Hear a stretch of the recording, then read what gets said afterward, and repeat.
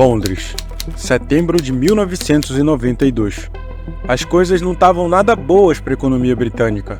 O Reino Unido estava à beira de uma crise econômica, a inflação estava fora de controle e por 2 anos o Banco da Inglaterra gastou centenas de bilhões de dólares tentando sustentar artificialmente o valor da moeda inglesa para evitar um completo desastre. Mas sem nenhum sucesso.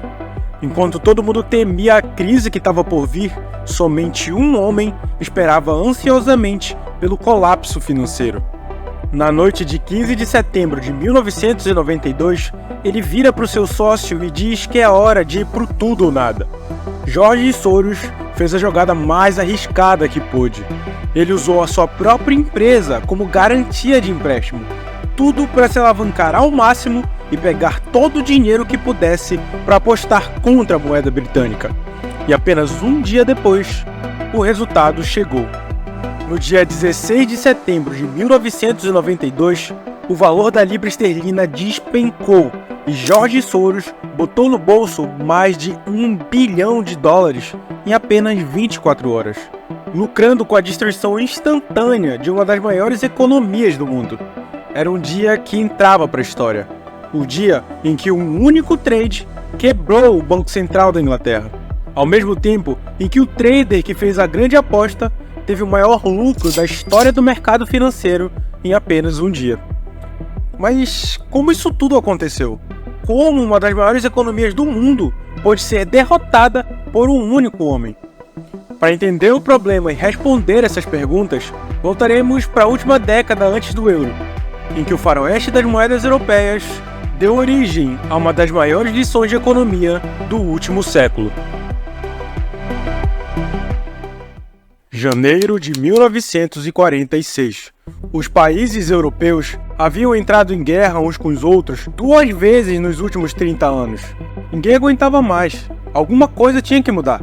Reconstruir a Europa inteira uma 3ª vez seria caro e demorado demais para permitir que acontecesse de novo. Mas o que exatamente eles podiam fazer para prevenir outra guerra? A resposta que eles encontraram foi criar uma gigantesca dependência econômica entre todos os países da Europa Ocidental. Desse jeito, começar uma guerra se tornaria algo tão arriscado, mas tão estúpido, que qualquer europeu pensaria 2 ou até 3 vezes antes de apoiar qualquer conflito armado. E a melhor maneira de fazer isso era através do comércio. Ao negociar mais uns com os outros, pouco a pouco, toda a economia europeia se tornaria uma só. Se o país europeu que vendia arroz e o outro país que vendia feijão fossem destruídos, a Europa inteira passaria fome. E foi assim que a cooperação econômica criou um grande incentivo pela paz. E funcionou. Funcionou tão bem que em 1951, um monte de países europeus assinou o Tratado de Paris e criou a Comunidade Europeia do Carvão e do Aço. E basicamente, nas próximas décadas, houve muitas parcerias e muitos tratados. Foi aí que, por volta dos anos 70, todos esses países europeus começaram a pensar: mas espera aí, se a economia da Espanha depende da economia da França, que depende da economia alemã, não seria mais fácil a gente criar uma moeda única para negociar, ao invés de ficar perdendo tempo e dinheiro convertendo marcos alemães para francos franceses e liras espanholas?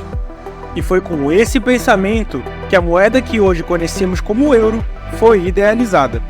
O problema é que o euro só seria introduzido em 1999 e a gente ainda está na década de 70, pô. Então, antes do euro, os europeus tinham que criar algum sistema intermediário para gerenciar as várias moedas europeias. Um sistema que ajudasse os países a adotar o euro de forma lenta e suave.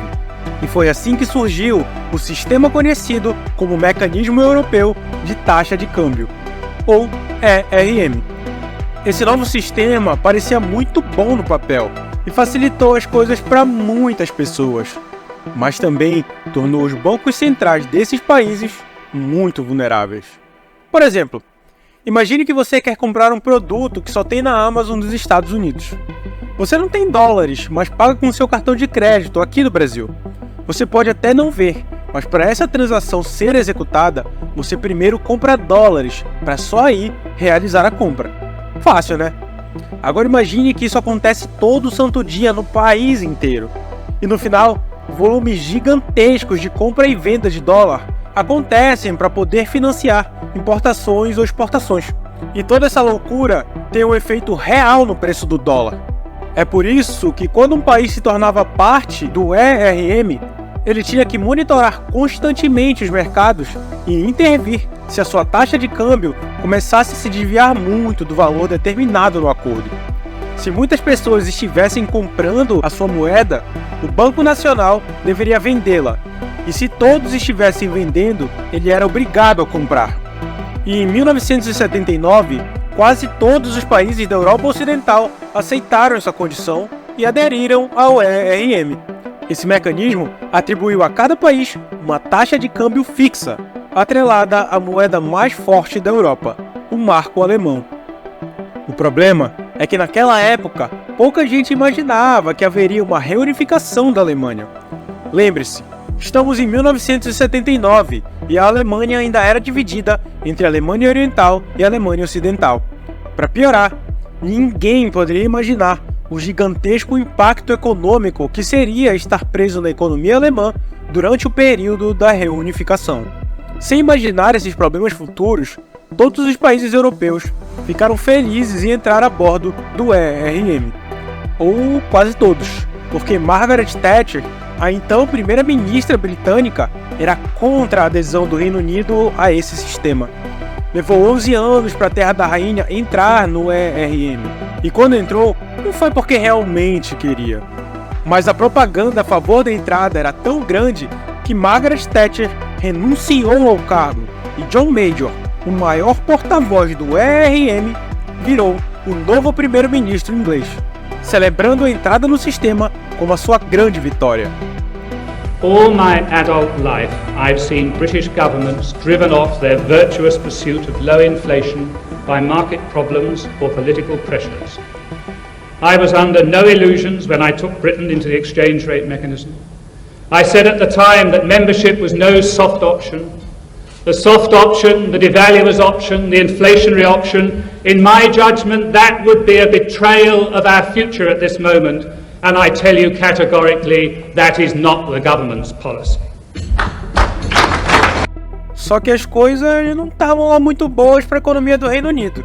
E eles esperavam que, ao finalmente entrar no ERM, sua economia se estabilizasse um pouco. Mas lembre-se, se muitas pessoas estivessem comprando a moeda inglesa, o Banco da Inglaterra tinha que vender. E se todo mundo estivesse vendendo, o banco inglês era obrigado a comprar.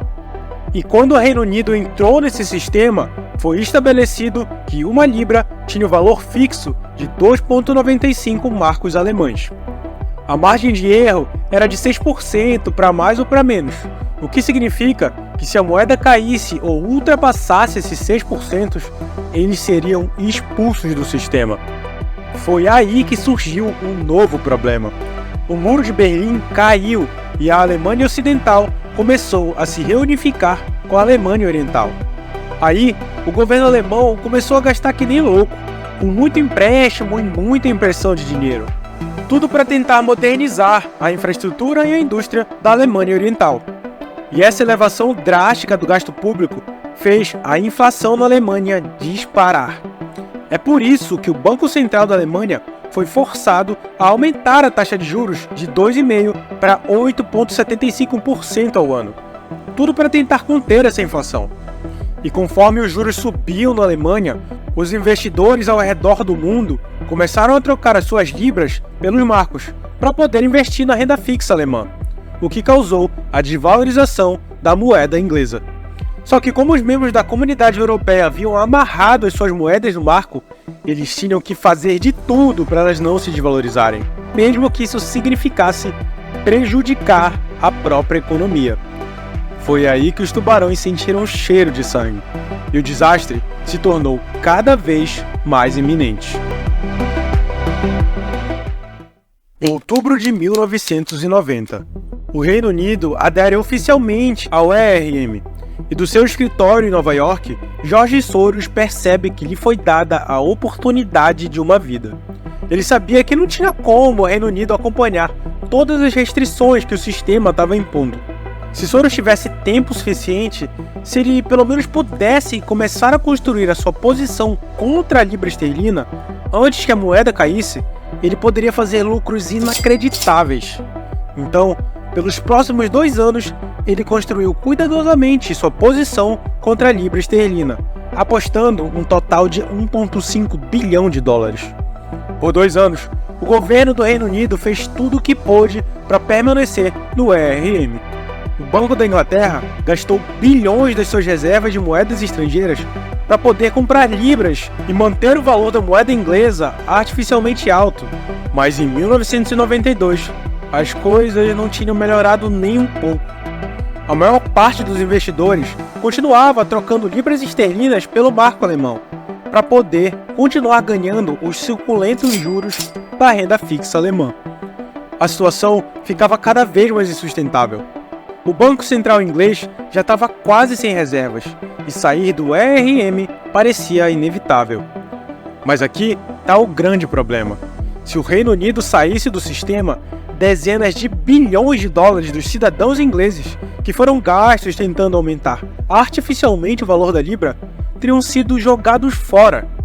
O valor da libra cairia para o valor real de mercado, e a economia do Reino Unido perderia bilhões de dólares. Mas o primeiro-ministro inglês sabia que isso seria o fim da sua carreira política. Ele foi eleito prometendo que o ERM era a melhor saída para o Reino Unido, então ele nunca ia deixar isso acontecer.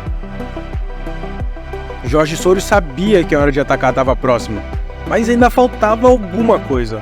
Algo que ele pudesse usar de desculpa para derrubar o Banco da Inglaterra. E então, na noite de 15 de setembro de 1992, o presidente do Banco Central da Alemanha deu uma declaração dizendo que alguns países logo enfrentarão uma pressão do ERM. E esse foi o sinal de Soros.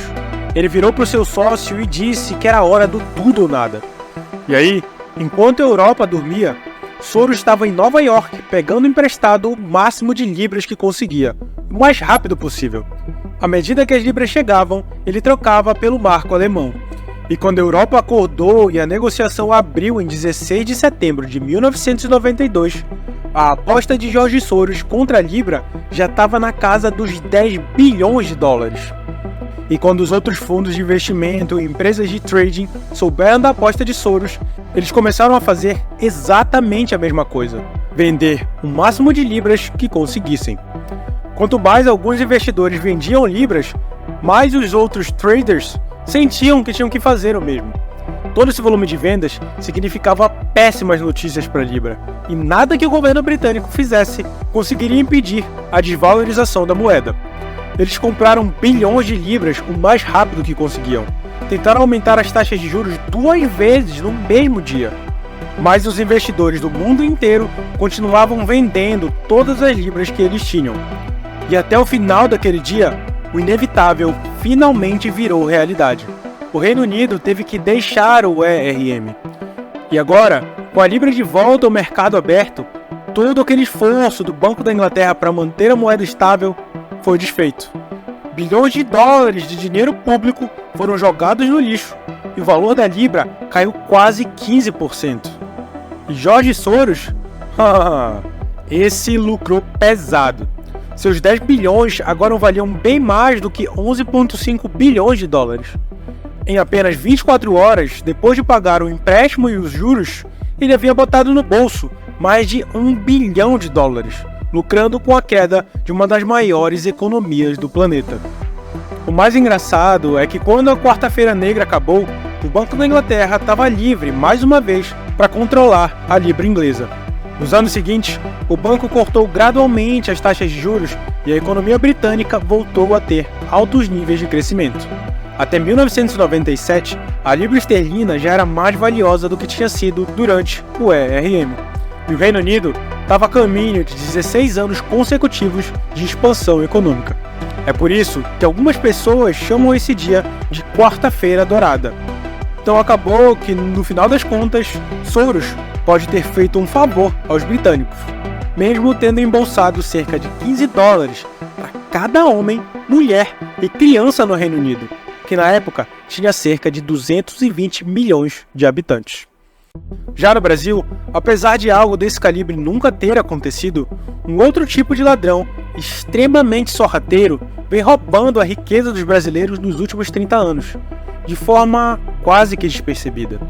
Pouquíssimas pessoas conseguem identificar as suas ações e a destruição corrosiva que ele causa na riqueza dos mais pobres, ao mesmo tempo em que ele ajuda os bilionários a ficarem cada vez mais ricos. A questão é, quem é esse ladrão? Como ele está deixando os brasileiros cada vez mais pobres? E como o governo tenta fingir que ele não existe? É sobre isso que eu falo no vídeo que está aparecendo na sua tela. Clica aqui, que eu te vejo lá.